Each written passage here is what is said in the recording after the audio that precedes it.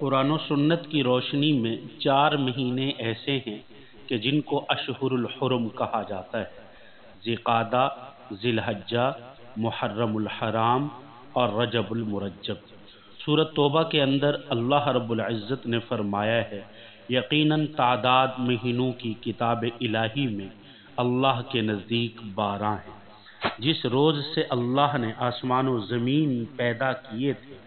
اور ان میں 4 خاص مہینے ادب کے ہیں، وہ ذی-قعدہ، ذی الحجہ، محرم الحرام اور رجب المرجب ہے۔ امام جساس علیہ رحمہ نے اپنی کتاب احکام القرآن کے اندر فرمایا ہے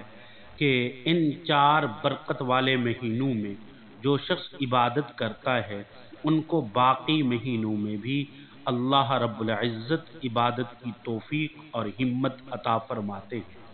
اور اسی طرح جو شخص ان 4 مقدس اور محترم مہینوں میں اپنے آپ کو گناہوں سے اور برے کاموں سے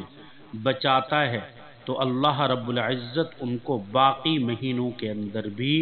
گناہوں سے بچنے کی توفیق عطا فرماتے ہیں